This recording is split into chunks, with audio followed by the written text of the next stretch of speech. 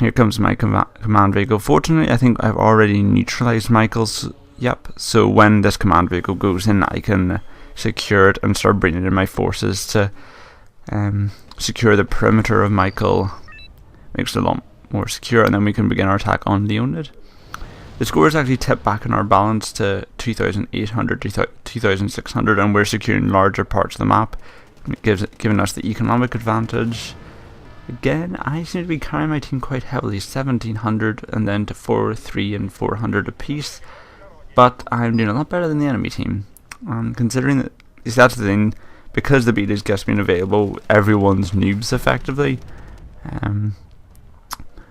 And, you know, this was my third game. I'm not sure if it was their first game or their second game, but, you know, it's a learning curve. You know, maybe they haven't even played European Escalation before, so I don't want to be too harsh on them, but yeah, I was carrying our team. So let's see, I'm now trying to talk to them. See, I can't remember this now enough. I think I was going to say if we take Leonid, then we can stop them calling in Gets, but then I thought, oh, maybe they have another point over there, and also there were some Centurions that were knocking out some of my allies' units, but thankfully my T-64s cleared them up quite well. Elsewhere, bringing in supply trucks because a lot of my BMPs are running out of ADMs, which makes them very vulnerable. Also, the infantry's taken a few hits from taking the town. But overall, now Michael and Carton and Ivan and Gregory are secured. Fedor and most of their economic strongholds are down. So basically we're earning more points, which means we can bring in more stuff.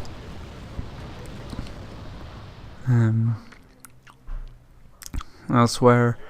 So yeah, pretty much that was my thought. Take, you know, secure Michael and then push into their rear deployment. Also, I could capture some FOBs and knock out maybe some of their long-range artillery.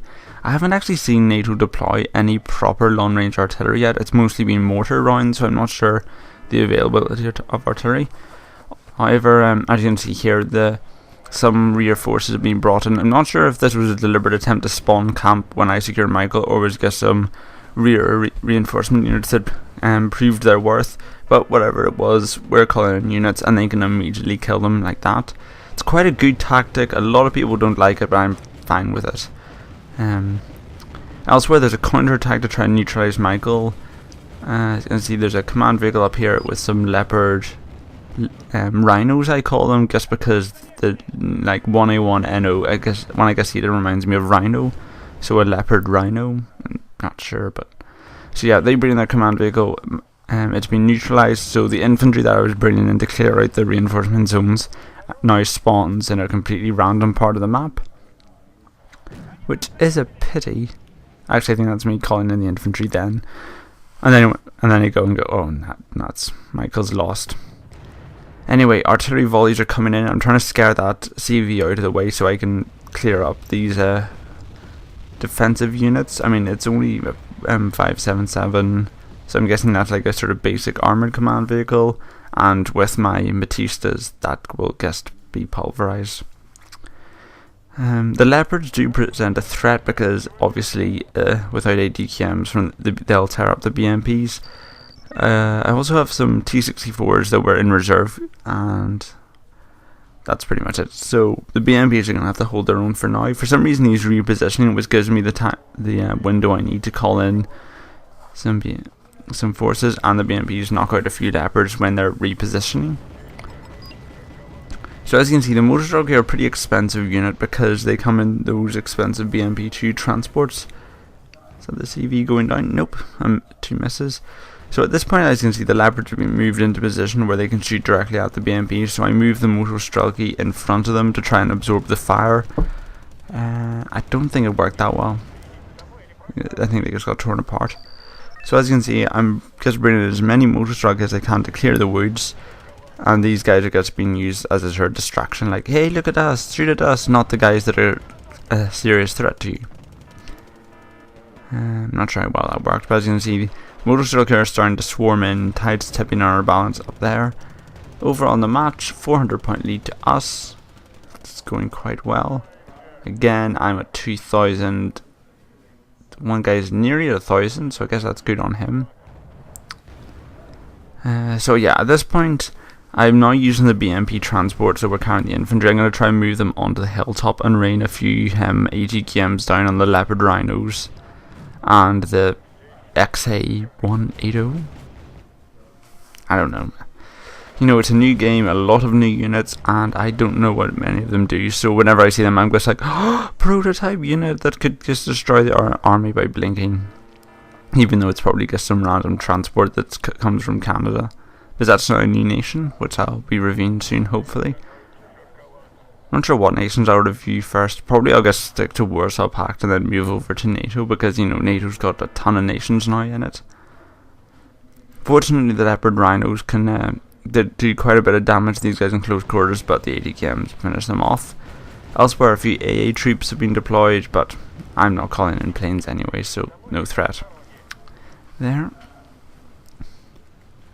Elsewhere, so we've now got a sort of good spread of Motostrelki BMPs and stuff that are pushing up. They're bringing infantry, but I think there's enough Motostrelki there, and these are quite high veterancy Motostrelki, so they should be able to hold their own against the Grizzlies, I think that was.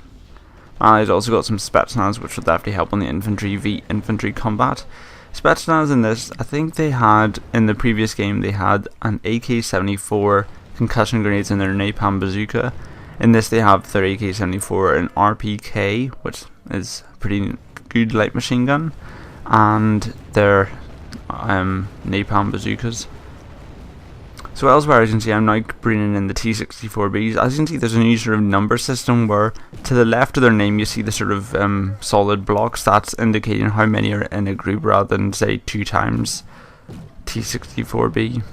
So that number of blocks does it, and then the icon indicates the units. So as you can see, I've pushed up quite far.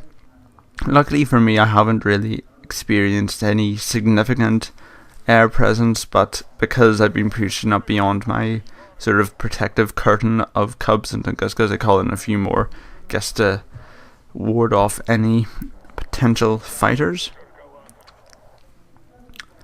So this stage, MI9, it's been repaired, so I'm going to bring it back up to the front. Obviously a lot happens in this game, so sometimes units get forgotten behind enemy lines, or behind friendly lines. That'd be an awful movie, Behind Friendly Lines. It's just people sitting around. Have you ever seen Behind Enemy Lines? It's quite good. But yeah. Regardless, now we're pushing firmly into their FOB. I noticed a command vehicle that I think was from Michael retreating. I didn't really get a good look at it, so I don't know where he might be going. But, you know, any command vehicle is worth pursuing. So I repositioned some of my BMP 2Ds off to go CV hunting. Elsewhere, they're bringing in helicopter troops. I'm not sure why. Maybe they'd run out of regular infantry.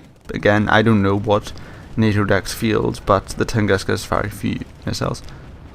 I guess it is a smart idea because it absorbs the Tunguska's missiles, and now that one's out of missiles, so their jets can come in, do a bit of damage. But at that point, I think it's just like, oh, they're in our base, send everything.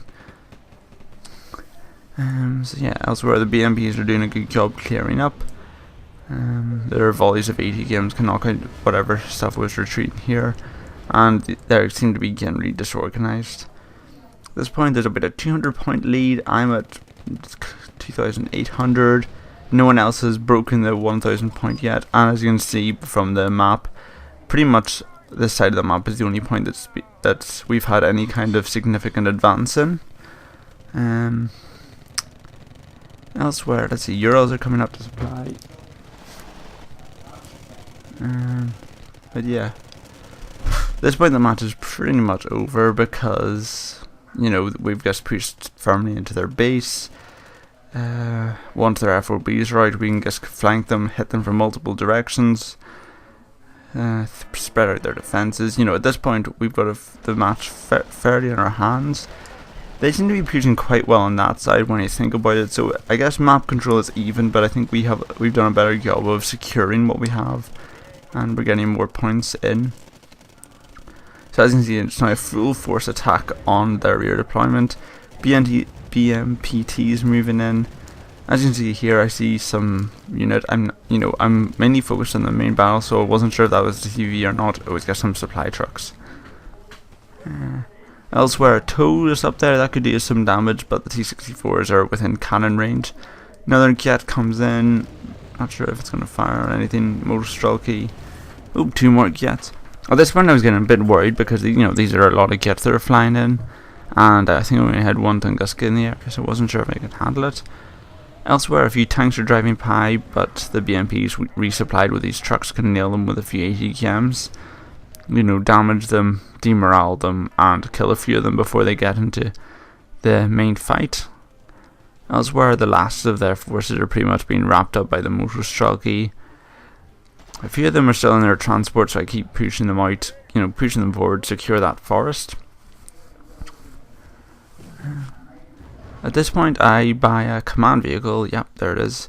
So basically my idea is to neutralize it, because I've secured a forest, and you only really need 1 secure forest in a zone to plop a command vehicle in. Southeast is going to fall, so north is there. I'm just about to twist my head to see where southeast is. Yep, southeast is about to fall. Right, so that's where we are now. And yeah, so with that, I move all my units up to try and finish this fight once and for all. Forces pushing in quite heavily.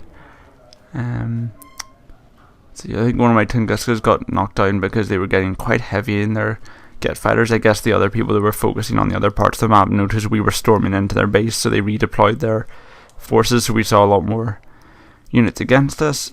Buying more Tunguskas to compensate. Now we're streaming into their forward operating bases, which gives us a bountiful amount of supplies, and we notice enemy CV up there. So I'm telling our tanks to reprioritize and attack on it. We've also got a few jets flying over there. There are some MiGs, but at this point it's game over. Took the game a bit of time for the game to actually end. Oh, is it over yet? No, that was just a lag burst. So yeah, now our tanks can fire on the command vehicles. Jets are still coming in quite heavy rounds, but I think between me and my allies we have enough anti-aircraft defences to knock it out. And with that, the game is pretty much over, I think. Yep. So now the jets are now strafing in their main base. That's pretty much, yep, there it is, game over. So the draw, it was a draw technically, but as you can see, I got about 3,000 points. The guy got 1,400. But yeah, so that was it. Hope you enjoyed this, and this has been Agent. Thank you for watching, and goodbye.